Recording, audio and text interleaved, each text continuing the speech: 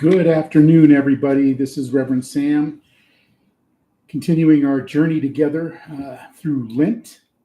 And so I'm excited to share today. Today is an actual very special day, one that I have always kind of honored from years ago. I had a friend of mine went to Greece, and I said, "Hey, bring me something back Greek," and didn't think too much of it. But she brought me.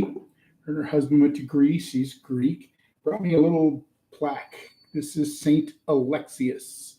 All right, can you see that? I hope you can see that. It's really cool. I like it. I've kept it all these years, and so I've kind of adopted Saint Alexius as my saint. So that's kind of a tradition in kind of Orthodox churches where you have your saint day, and sometimes they're named after that saint day, but I didn't quite do that. But so I wanted to share with you today on this continued journey through Lent. As like I've said before, I grew up Pentecostal, and I didn't get too involved in Lent. We pretty much celebrated Christmas and then Easter, or vice versa, Easter then Christmas. But we didn't really even do Lent. We didn't talk about Lent. I didn't know anything about Lent for many, many years. And then over the years, have kind of embraced the practice of Lent.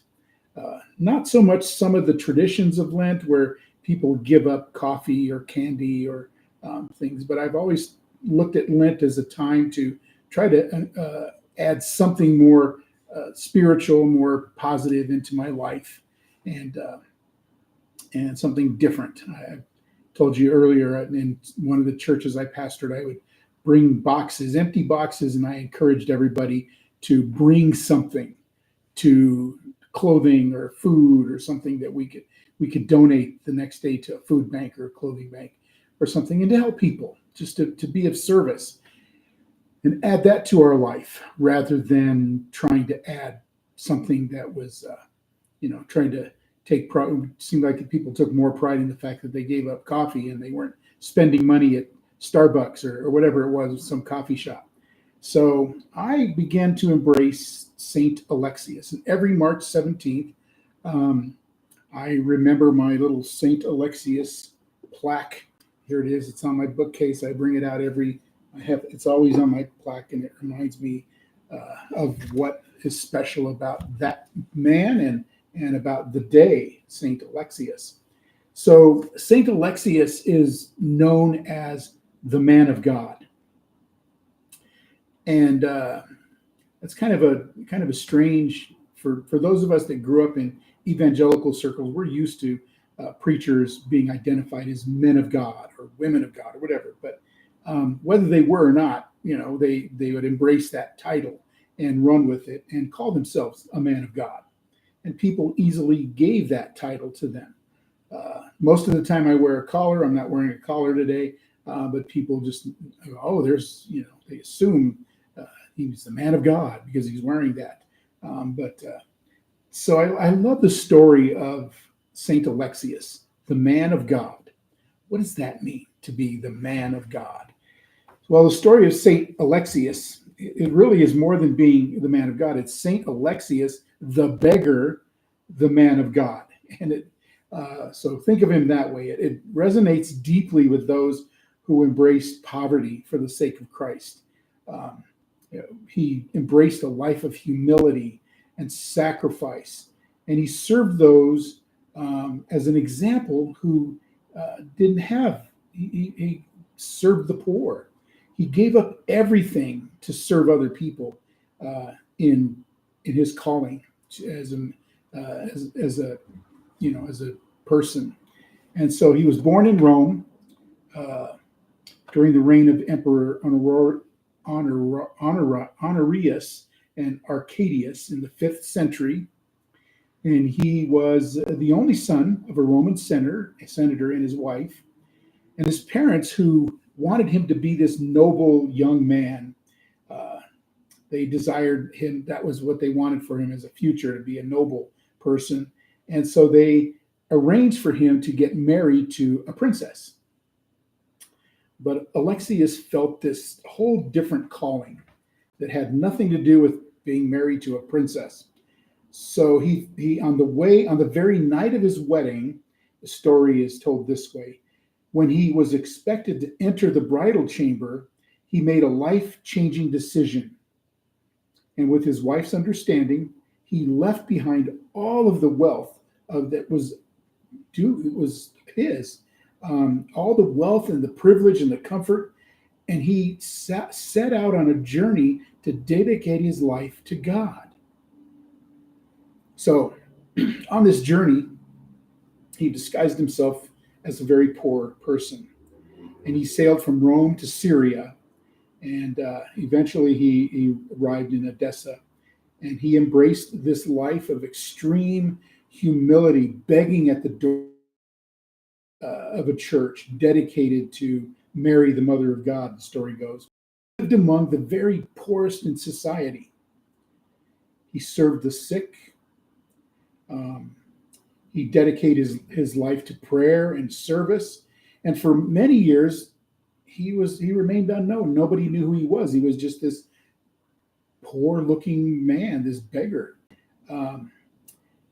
Until there's a story of a miraculous moment that changed everything.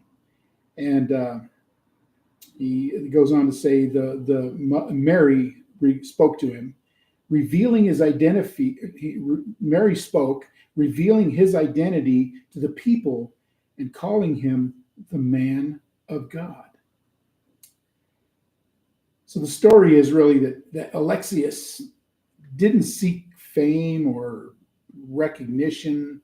So he ran from that attention and he set off for another city, Tarsus. But his journey took another turn. It redirected his ship to the port closest to Rome. And from there, he made his way back to his family where they lived. And he'd been gone so long, and he looked so different, that when he arrived at his father's house, nobody recognized him. His father didn't recognize him. His mother didn't recognize him. They didn't realize that he was their son. All they saw was this sick beggar and in tattered clothes, and they offered him the most humble place to stay, a small place underneath a staircase. Some stories say it was a porch. There's even a church dedicated to Saint Alexius, where they have the original staircase that he supposedly lived under. And so here they had this poor beggar living under there. For 17 years, he lived under there, and he did simple tasks and work. He lived in silence, and he endured mistreatment from other servants, and he endured it with patience and an unwavering faith in God that he was following the will of God. Finally, when he died, when his time on earth came to an end, he passed away. And the story is that something miraculous occurred. The bells of Rome began to toll all on their own, with nobody ringing the bells, announcing the death of this beggar. And then again, they heard the voice from heaven ring out on the bells, "Seek the man of God, that he may pray for Rome." Well, in the story, it was only as he died that his true identity was revealed. And on his body, they found a detailed account of this incredible life of sacrifice and devotion. His parents, his wife, the people of Rome were all moved by this. And they realized that they had unknowingly been in the presence of a man of God. Well, the legacy of Saint Alexius, let me show that to you again. Saint Alexius right here. There he is. the legacy of Saint Alexius inspires us, inspires me. It inspires me and reminds me that in the message, in my work, in my calling, that true greatness is not in wealth or status. There's all kinds of TV preachers and radio, or not even radio anymore, but YouTube preachers out there flying around in airplanes and living in mansions, and their wealth is it's things never ever heard of. I grew up with a pastor when I was growing up in church who delivered newspapers during the week, and he was just a humble man. But true greatness isn't found in wealth or status, but it's found in three important principles that we can all learn from: humility, being humble, learning how to sacrifice the things that we take so much pride in, just being humble, just being yourself, embracing goodness and love and grace, service to others, being there for other people in our world. We live in a world, and even in our own communities here in the United States, where I drive to my office here in the mornings, and I just see rows and rows of street people living in tents, and sitting on the corners of streets with a sign that says, "Need help. God bless you." And I don't see too many of us, and I'm including myself in this, that are compelled to provide service to those people. We just it's become so commonplace. We just drive past them. So wealth, so humility, service to others, to the poorest amongst us, and faith. Just simple faith. Some people don't like this kind of message because we don't elevate that person. We don't lift them up. That kind of a person who just humbly serves God in their ministry or their calling daily and weekly. We don't lift up the person who just loves the unlovable. We don't lift up the person who reaches out and cares for the marginalized in our society. We lift up the person who flies in a private jet or lives in a multi-room mansion or has garages full of fancy cars. I remember a pastor friend of mine was talking to him one time, and he told me that he would know that his church is successful when he had more Mercedes-Benz cars parked in the parking lot than Chevys. And I thought, what a shame. That's how he measures his ministry, his calling. And it's sad. So I've, all these years, tried to learn from Saint Alexius, because he's the exact opposite of what we in America or Western society identify as successful ministry. I was watching a YouTube video the other day of some famous preacher talking about how he was blessed to buy this private jet from a famous actor, and it was so cheap that he couldn't turn down the opportunity. And I thought, I've never even come close to that. So I'm a long way away from that, and I hope I never get there. I think it's tragic and it's sad that the people we lift up and the people we elevate are the wealthiest amongst us. I don't know if this speaks to you or how it speaks to you, but it's St. Alexius Day.